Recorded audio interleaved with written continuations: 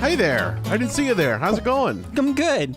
Brian, we're both back. We're back, baby. We're back here. Yeah. It's official. We're here, and we're happy to be here, and you're here, and we're happy you guys are here, too.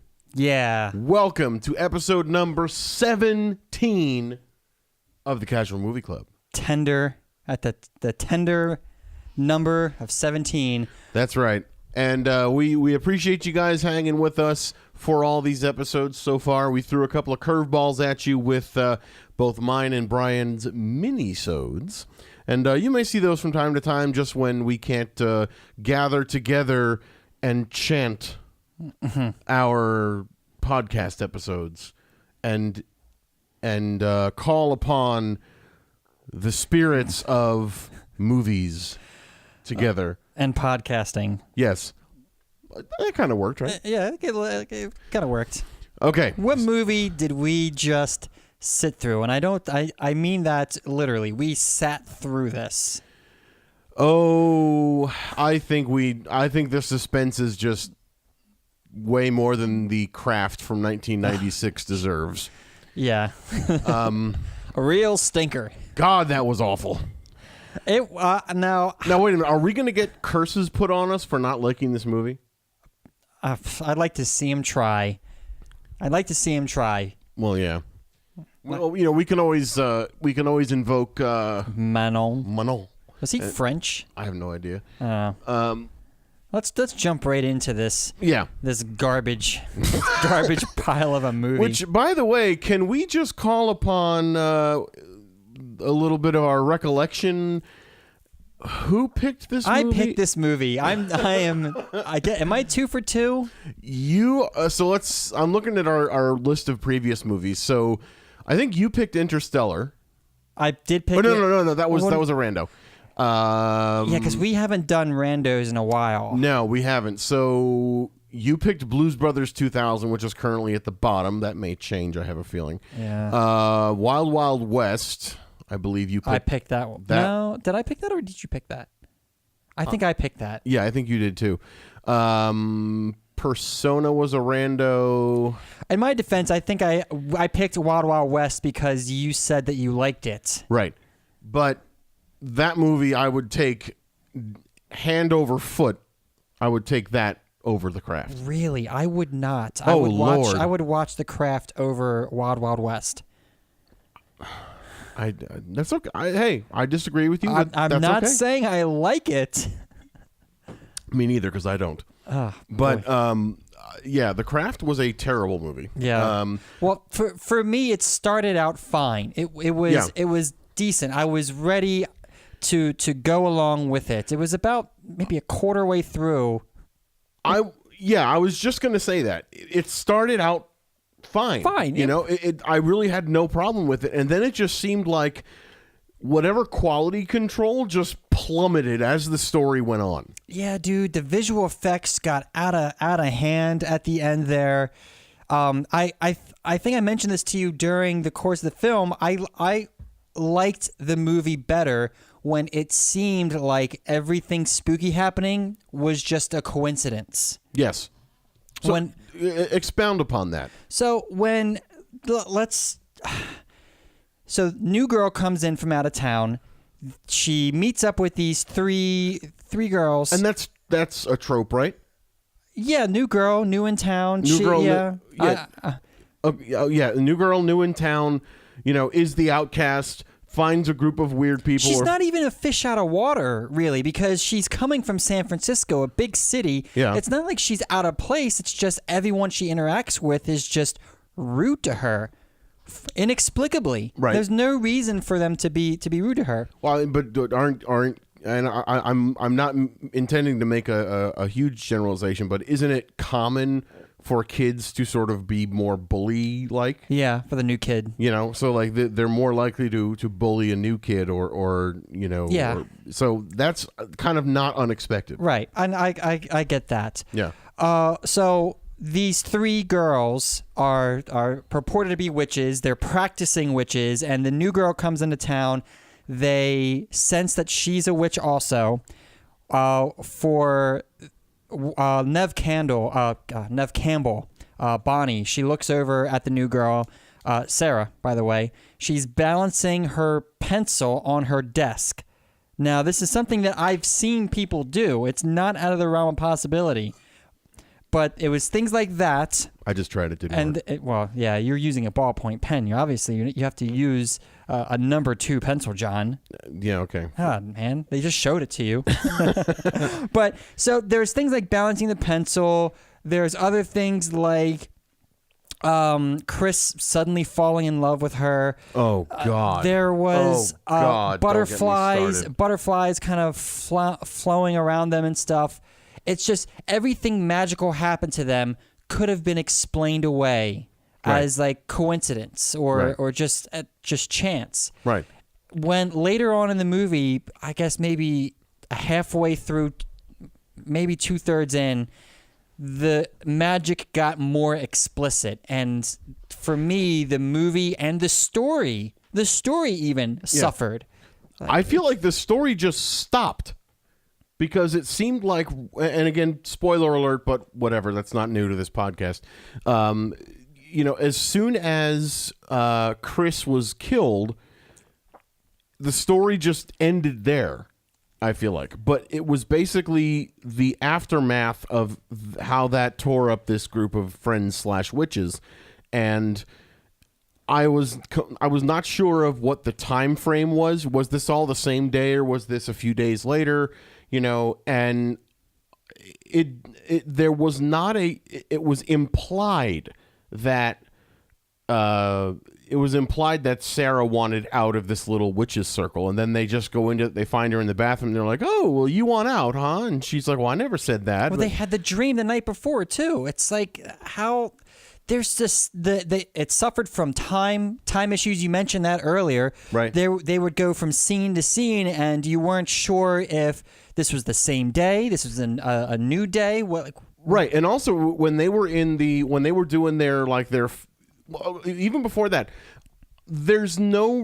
I did not sense like a moment where Sarah basically said, hey, maybe I want to hang with these girls. Like she just started hanging with them, and I never usually in movies, when like someone new comes into town, you sort of see this acceptance happen, or you see them kind of start to grow into being a part of this new group. I never saw that with Sarah. With Sarah, she came into the chemistry class, and Neve Campbell, or Bonnie, had already seen the pencil balancing, right? Right. And she's like, girls, this is our fourth. This is the person that could complete our circle, that could help us take our witchcraft to the next level. She's the one. And then Sarah comes up. I'm like, hey, I'm Sarah. Got to find lab partners. You girls need an extra. Can I hang out? And they just sit and just stare at her. And it's...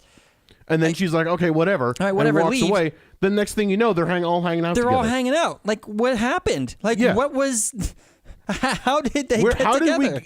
I mean, the editor, whoever edited this together, was obviously not paying attention to anything, or maybe this movie was just strewn together from a bunch of shots. But the pacing itself, that's just one example. There's a ton of these throughout the whole film. Right. Another one that confuses the shit out of me is when they were in the park, like doing their first little group chant thing or whatever. The daytime with the knife with the butterflies. Okay. Oh yeah, and that's another thing. Let's all just cut our fingers open, put the blood in the chalice, and all drink from it with each other's blood in it. Like that's this is 1996. AIDS is still a real thing happening. Screw that. Any disease is a real thing. I mean, that's just. I would not touch that with a 10-foot pole. But when they were doing their little spells, it wasn't obvious to me, at least not then. It wasn't obvious that they were casting individual spells on all these people. Like, Sarah casts this spell on Chris so that Chris kind of falls madly in love with her. But the spell turned Chris into a fucking idiot. Yes, it did. And I mean, I'm sorry, and a rapist, or he may have. Well, but that might have been the magic coming back to them threefold. Because they talked about that later. They said that usually whatever spells you cast on somebody are going to come back to you threefold. So maybe, Chris becoming this sort of horny, love-obsessed teen turned him into an obsessed rapist, as a form of coming back to her. I don't know if that's just sort of the way I interpret it. He may have had that raper in him inherently, though. Right. But let's not forget also, because we talked about sort of explaining these things or having a way to rationally explain them. Yeah. These are all high school kids with raging hormones. Yes. So screw witchcraft for a second. This could have just been kids with raging hormones. Yeah, I want to get back to the pacing, but to round off your point, the 4 girls in the park, Sarah asks for Chris to love me or whatever.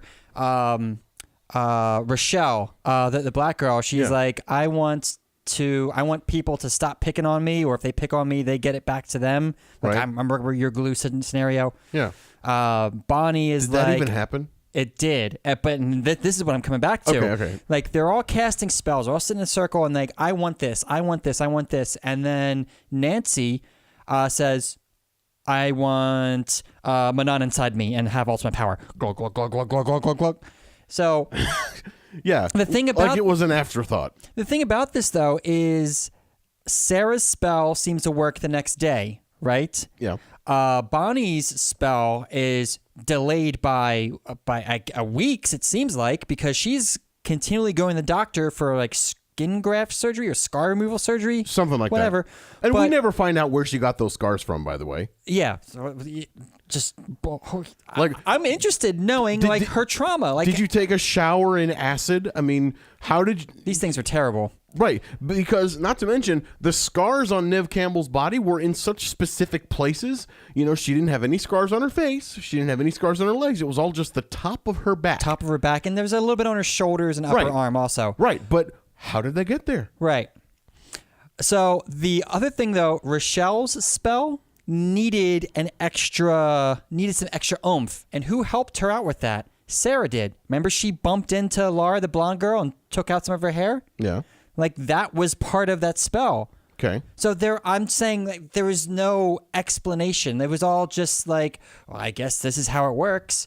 And these girls are all just like going into this witch's bookshop and stealing books all willy-nilly. Like, oh yeah, I guess I'll read about this. And it's nothing. Like, you don't know what you're doing. You're just picking spells at random out of random books and just doing them. And not to mention Sarah, they tell right when they're going to bring Sarah to the witch shop for the first time, and they're like, let's go shopping, and she's like, well, I don't have any money. And then later on she whips out a $20 bill to buy her books.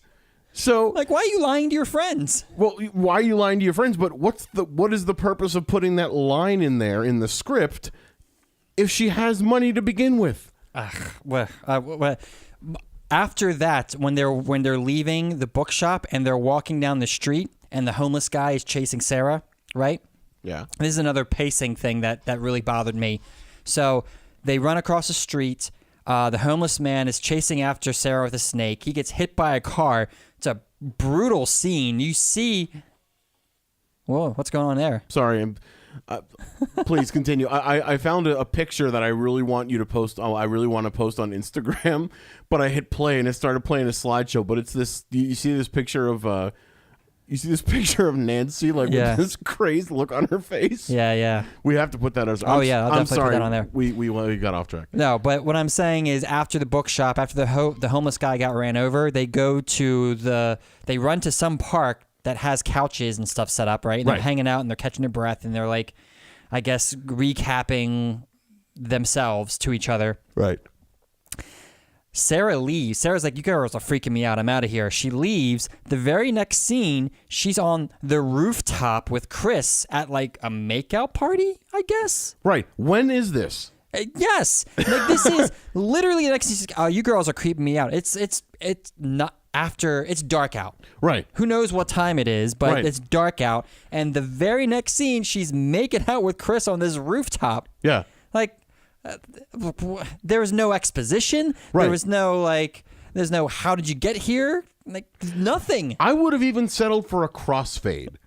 Yeah. Like, fade out and fade in again to a new scene. Like, give me something some kind of a visual cue that says we are at a different place in time than we were a moment ago. Basic editing 101. This thing was I'm an audio sloppy. guy, but even I know this when it comes to doing video editing. Good Lord. The soundtrack was quintessential 90s. I hated it. We had I hated most of it. Pretty much all of it. There were a couple songs we had subtitles turned on, so when a song came on, which definitely helped. It did help. But when a song came on, I was like, oh, this song, this band, and then a Portishead song came on. I was like, oh, I fucking love Portishead. Oh God, and the acting. Oh, the acting. I mean, maybe I'll save that for the numbers. Which honestly, I'm okay with going into numbers. Let's dive in. I've said everything that I needed to say about this movie. I didn't like it. I hated it. I absolutely hated it. I didn't hate it though. I hated it. Well, before we get into the numbers, or do you want to go into recommendations after numbers? I don't recommend it. Okay. let's just go. Let's just put that out on the table. I don't recommend this movie. Like, okay. The only thing I would say this movie is good for is having it on in the background when you're hooking up and you have a roommate. So, like, you need audio in the background to sort of obfuscate your bed squeaking or something. This movie's fine for that. It's fine. It's a hookup movie. Oh, so is it a movie that you turn on while you're folding laundry or doing cleaning the house? No. Okay. My laundry deserves better. Yeah. Okay. I would recommend this game. My laundry deserves better because, I would say to put this on during a hookup because that way the movie is so bad it forces it repels you into your partner and forces you to put more emphasis into the tryst that you're about to have with your partner. Yeah. This is a movie about magic, about witches and magic, and the most magical thing that happened was the glamoring. Ending. The glamoring. Yeah, that was cool. That was cool. Everything else, it was just lightning strikes. It was there was nothing. Now maybe I'm spoiled by Harry Potter and video games and all the other stuff that goes along with that, but this was boring. Can I mean, I know this is a little different than what we do, but I do want to start with acne, but can I give my uniqueness score first? Before you do that, I would say that I would recommend this movie only under the condition that you're watching it for the purposes of like a drinking party game. Ooh, I wonder if there's a drinking game for this movie. We can make one up. We could make one up easily. Okay. It's not we could look for like words or tropes or things that could trigger a drink, but I like, my personal favorite is the mustache game. I've told you about the mustache game. No. I haven't. No? No. So back in the day, we would take strips of Scotch tape and we would take a Sharpie and we would draw a mustache, like a Hitler or a curly Q or a handlebar or whatever. I like where this is going. And then you put your tape on the TV, and then when somebody on the TV with their face lines up with your mustache, everybody takes a drink. We have to play this. We can play that. Now though, Amazon sells packs of mustaches with adhesive on the back that are easily stick to your TV and come off. And we have to do this. As long as you don't reuse the mustaches, you're fine. If you start reusing the mustaches more, the adhesive will stick more and more to your So TV. I'm putting this out there. Anyone that listens to this, if you are gonna play, if you play the mustache game, take a picture, post it on Instagram or post it on Twitter, and tag us at Casual Movie Club and hashtag Mustache Game. I want to see you guys playing the mustache game because we're totally going to do it, and we will be posting pictures when we do it. But that is awesome. Yeah. Speaking of posting stuff on Twitter and hitting us up, what the hell was that? I dropped my phone. Oh, all right. Well, you can do this on your phone, actually. You can go to our website. See, I am all about the segues tonight. You can go to our website, Casual Movie Club, where you can view the list of movies on our leaderboard, for example, where The Craft will most likely be on the bottom. You can also reach out to us on our contact page. You can find us on all of the many podcast platforms that we're on, like Stitcher, TuneIn, Apple Podcasts, Google Play, iHeartRadio, and YouTube as well. So I think there's a couple of folks following us on YouTube, so hello. You can also give us a call at 402-882-2742. That's 402-882-2742. Please call us, leave us a voicemail, shoot us a text message. Give us your recommendations. If there's a movie you want to see us do, or if you just have a comment on a previous movie that we've done, let us know. Absolutely. And by the way, I know some folks are not keen on talking on the phone. This is a voicemail phone number and text phone number. It's a, I'll tell you guys that. So when no one's going to answer. When you call that number, no one's going to answer. So I mean, it's going to go to voicemail. So don't worry about oh my God, I'm going to call these guys. They do podcasting. I'm going to talk to them live. Like, no, you're not going to talk to us live. I never thought of that. Because the reason I bring it up is I much prefer talking on the phone. Even though I talk on the phone for my job, I still love talking on the phone way better than texting. But I am respectful of those who prefer to text because it's more comfortable for them. I get it. Yeah. So, but if you want to call and leave us a message that you'd like to have us share in on a future episode, please do so. You can leave us a message. If you don't like it, you can delete and re-record it, I'm sure. But give us a call, shoot us a text. We would love to hear from you because we just want to make our podcast even better. So let us know. Hit us up on that phone number that Brian just did, and you can rewind it if you want to hear the number again. Or email us, casualmovieclub@hotmail.com, website casualmovieclub.com, and all those fun podcast platforms you can find us on. Please share our podcast with your friends and family as well. If you think they would enjoy what we've got, we would love to have them join the Casual Movie Club because the Casual Movie Club is all inclusive. We'd like all to come and join the club. So that being said, I think it's time to do the numbers. Let's get into it. Can I do my... I'll do my uniqueness when it comes time. Okay, so acting. I am going to start this off. Now, if you're wondering what our numbers are, this is all on our website, casualmovieclub.com. You can click on Leaderboard, and you can see where our rankings are currently sitting there. And we have we've got our different stats. So things like the acting. How well did the actors convey the story? How believable were they? The script. So how was the quality of the writing, the actual script itself, the words? Presentation, the visual effects. Too much, too little, not enough. How was it presented visually? And the music and sound, all the goodies for your ears. The soundtrack as a whole, the sound effects, the score, the music, all the stuff you hear. Then uniqueness. Has this been done before? Is this a movie that you've seen before? And then the type of movie that you've seen before. And then the engagement factor. How pulled in were you? How engaged in this movie were you?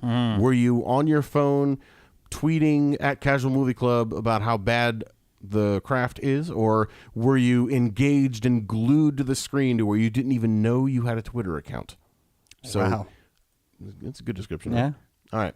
So acting. I am going to start this off, and I'm going to say that I really didn't like the acting very much, except for the girl who played Nancy was just a weird-looking actress. And I don't know if that was the way, and I don't mean to sound too cold, but the way she was made up or just her facial expressions, she just looked bizarre to me. And I don't know if that was the actress herself or it was the part or what, but she just looked funny. And I couldn't stand the actor playing Chris. Like, he was god awful. Oh, Skeet Ulrich. Skeet Ulrich. I couldn't. It's not as bad. The acting was not as bad as some other movies that I've seen, so I'm not going to go with like a 1, but I'm going to give the acting a 1.75. And you, sir? The actor that played Nancy, I think she was also Adam Sandler's girlfriend in The Waterboy, if I'm not mistaken. I might be mistaken, but I recognize her. She's got a very distinct face. Yeah. Very, very big mouth, but huge mouth. Big mouth. But to me, she's kind of cute. She's kind of cute. Hey, man. I don't know what to say, but I didn't think the acting was that bad.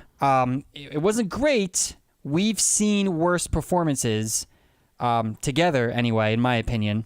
Like Blues Brothers 2000. Yeah.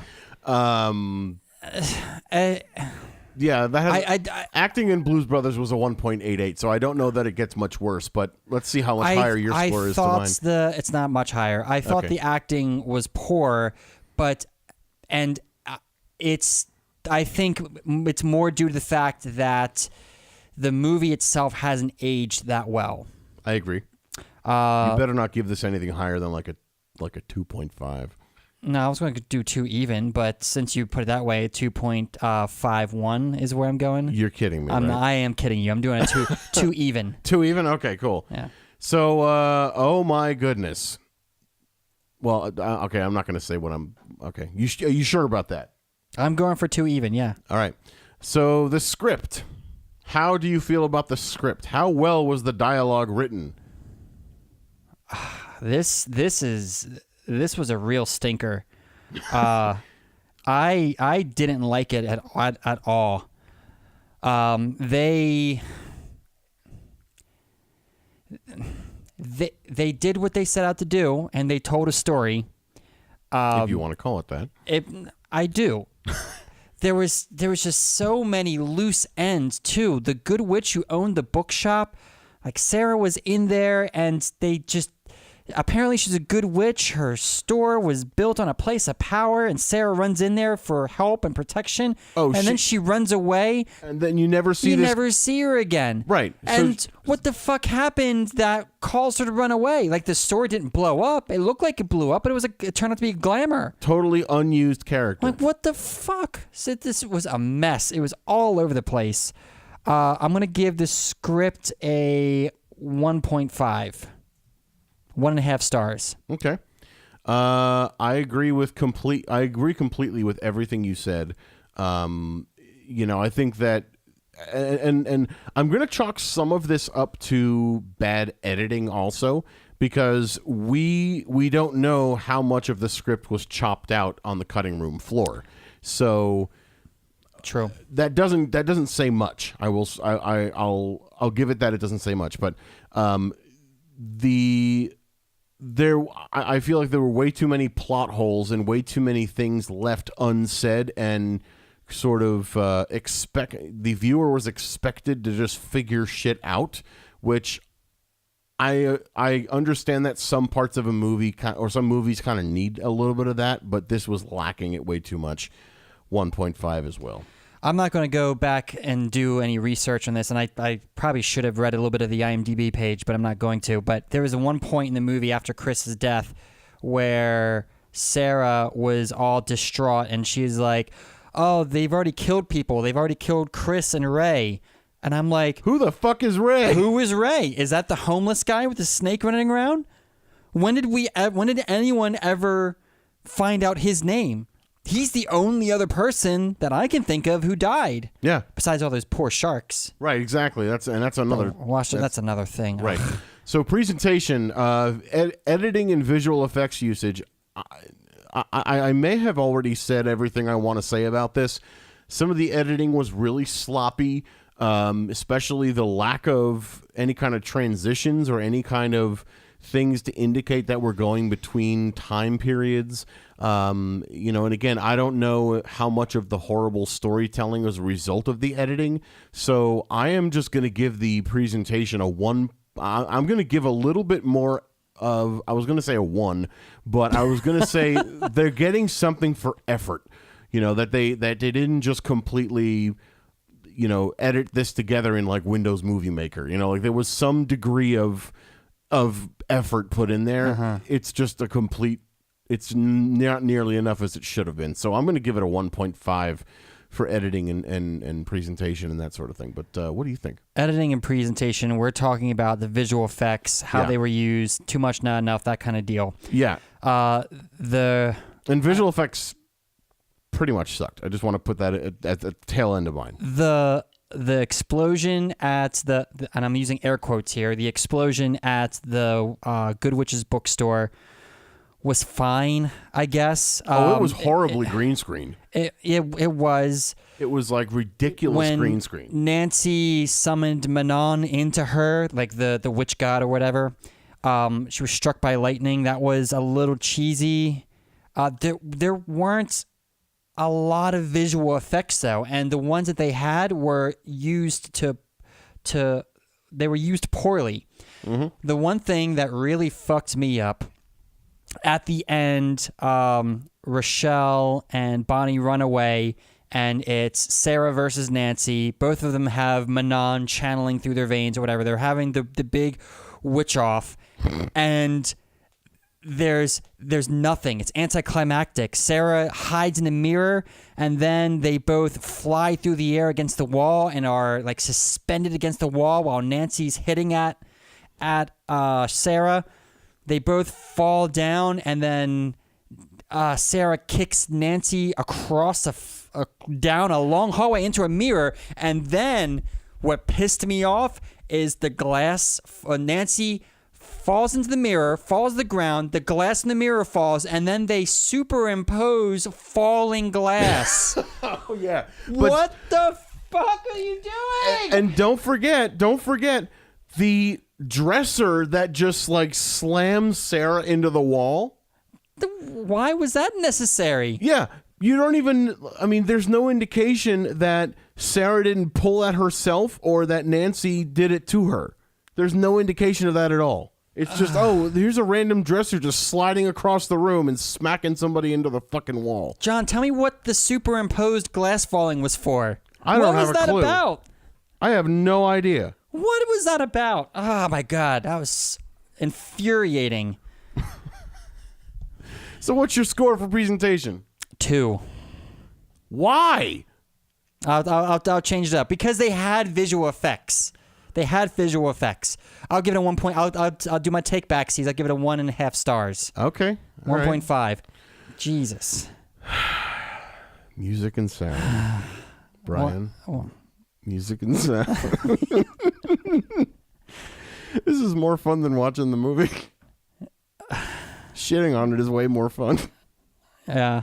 Well, what we have to do to get to this point though is actually sit through the bad movie. Yeah. I'm going to pick. It's your pick next. If we want to do a your pick or a random generator. I am picking. You're picking. Okay. I am picking the next movie. All right. We'll discuss what happens after that though. Sure. What are we on? Music and sound. God damn. Yep. The soundtrack. I think I mentioned this earlier. Hated it for the most part. It was pretty much all forgettable except for the one song that I liked. Really didn't like it, John. But I will give it a 2. A 2? I give it a 2. Okay. Sound effects also weren't bad, but nothing unremarkable is how I would describe it. Okay. I agree with that. So music and sound is where I like to, that's my bread and butter, I could hear the dialogue. The sound, I had no problems with the sound mix. I'm going to try to get all the positive things out of the way first.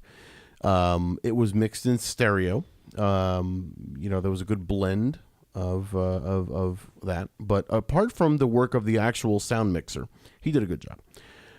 The people who decided what songs to play, I fucking hated that. I hated how it was like scene, song, scene, song, scene, song. It was literally like a freaking musical. That party scene where the girls show up to the party scene, yeah. there was about 5 songs that happened there, and of course it was like 2 minutes. And it was noticeable because each time a song would come on, the subtitles would come on and say, Space Hog playing blah, blah, blah, blah, blah, blah. Right. And it was all 90s bands. Right. And of course, it was like somebody went to like the top of the charts. What charts, though? Because I've never heard of any of those songs. You've never heard any of those songs? No. Were those big songs from that time period? This movie had a lot of alt rock in it. Okay, so that's not a style I listen to. So yeah. that would make sense why I hadn't heard of any of them. That was kind of my bag, baby. Right on. But so you gave the music and sound a 2. I am going to rope in the editing, the sound editing in there, and the music choices, music selection. Again, not my thing, but if you're into alt rock and the indie stuff and whatever, that's cool. That's cool, totally fine. I have to I got to take some points off. I'm going to go 1.85. Really? Mm-hmm. Okay. Uniqueness. So do you want me to go first and then you can close it out? I know you've been chomping at the bit for your uniqueness score. A bad witch movie. I can't say that I have seen a movie quite like this. And I'm glad, because now I can say that I have. And now I can say that if I ever come across such a movie, I can just turn it off and never watch it again. I'm just trying to think of, the only other thing that comes to mind is like Hocus Pocus, but I have a feeling that's a far better movie. It is, and it's a Disney movie. Right. So they actually pay their editors, and their editors are actually, they know what they're doing. So I'm just going to say 2 for uniqueness. Okay.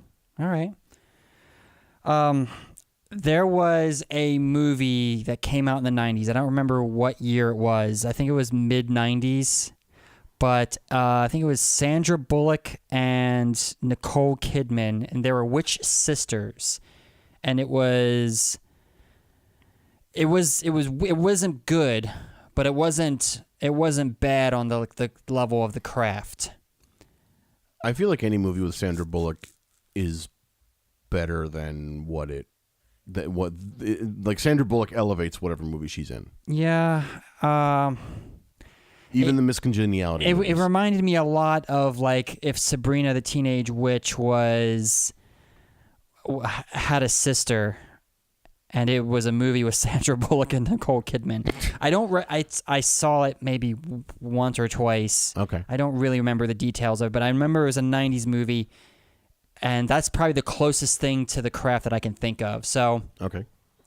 The Craft, while being a unique-ish witch movie, really followed a formula of teen movies like that in the 90s. So it really wasn't that unique in and of itself. So for that, I'm going to give it a 2. Okay. Engagement factor. How likely were you to stay awake or be pulled into this movie, Brian? Well, I haven't seen this movie in a long time. So I was drawn into it just because of the badness of it. But on additional rewatches, if there are any, and that's going to be something that I'm going to have to look myself in the eye and really think about if I want to put myself through this again. I know I don't. But I mean, I'll do it for the drinking game. Yes. And just to submit other people to this garbage. But honestly, I really wasn't that engaged. I would probably, this is a tough one. I'd probably give it, because it is engaging, but not that engaging. 2.5 stars, 2.5. Interesting. Okay. I disagree with a lot of that. Mainly in that maybe not. I agree that it is engaging in the beginning, because like we were both talking about before, the movie starts out fine. Yeah. So for most of the movie, I'd say at least the good first 2/3 of the movie, I was kind of like, okay, where is this going? And then as soon as Chris got killed, my engagement just left. I was just done. I was like, okay, now what's happening? Because now I feel like everything just goes to shit. So I'm going to say engagement factor of 2. Yeah. Mine was the beach scene where they were summoning Manon. Okay. But Chris died not long after that. Right. Okay, so the numbers are in, and they are glorious. I'm going to predict that this is not last place. Okay, I am invoking a take backsies. Okay. Because I have not done that. You did your. I think you did your very first take backsies on this one. Yeah, I think it was presentation. Right. All right. So I am going to change my score for. I'm going to change my score for presentation and go down to a 1.25. You already see the results though. Yeah, I do. But and the reason I did that was because I want to make sure that it's nice and clear. I liked this movie a lot less than you did. Oh, I've been saying that the whole episode. So my total average is 1.73. Yours is 1.92. Oh, 1.92. That's my lowest. I think it is. That's my lowest. So the numbers are in, ladies and gentlemen, boys and girls of all ages, podcast listeners on Androids and iOS and Macs and PCs alike. Oh, this is going to be like a 1.7 something. Here we go. Ladies and gentlemen, acting 1.88, script 1.5, presentation 1.38, music and sound 1.93, uniqueness 2, engagement factor 2.25 for bringing it for a total average of 1.82. Currently, The Craft is now the bottom-most movie, bumping Blues Brothers 2000 up to second to last place. I disagree. I want to change. I want to do a takes backsies and make a 5 in there. You've already used your take backsies, Brian. I'm put a 5 in there. This movie is not worse than Blues Brothers 2000. Oh yes, it is. The numbers have spoken. The numbers don't lie. John, we had to tap out. We couldn't finish Blues Brothers 2000. I had checked out of this movie towards the end, but we were close enough to the end to sit through it. All right. Oh, happy day! Let me tell you. Oh, happy day! Would you watch Persona over this movie? Yes. Wow. And that's saying a lot. That is saying a lot. Now, speaking of watching movies, we're going to pick the next one. Yes. And by we, I mean me, because I picked the last one. Because you picked such winners as Blues Brothers 2000 and Wild Wild West. So I'm going to see if we can fill the middle of the board a little bit more. Maybe towards the top end of the board. Okay. And I'm torn between a few different possibilities. I'm torn between, do I want to go like super good? Because there's a movie that I really do want to do, but I don't know if next week's the right time to do it. Do I want to go for like super good, or do we want to go for like enjoyable good, or do we want to go for cheesy, which could be bad? You know, I'm really torn as to what I want to do for the next movie. Do you want any influence from me? I will listen to I will hear your suggestion. I would lean away from cheesy. Okay. Everything else, I would say, is on the table. Okay. That doesn't help me at all, but that's that's okay. All right. Because I think I have a rough idea. I'm getting another movie idea to do. All right, it's in. And this is actually not the one I was thinking of doing, but it's one that just came to mind. Next week, February 18th, the movie is Speed. Okay. Keanu Reeves. All right. Sandra Bullock. It's one of my favorite movies. Dennis Hopper, too, right? Dennis Hopper. Yeah. That's right. So we are going to do Speed. I just realized that sounds wrong. We are going to do the movie Speed next week. We will not be doing the drug Speed. At least not during the episode. Not during the episode. You know, what we do outside of here is what we do outside of here. But anyway, that is what's coming up next week, ladies and gentlemen. But until then, thanks very much for tuning in. We always appreciate it. All are welcome in the Casual Movie Club. So please bring your friends, bring your neighbors, bring your family, bring everybody. Join the club, and we will see you next time. Thanks. Bye.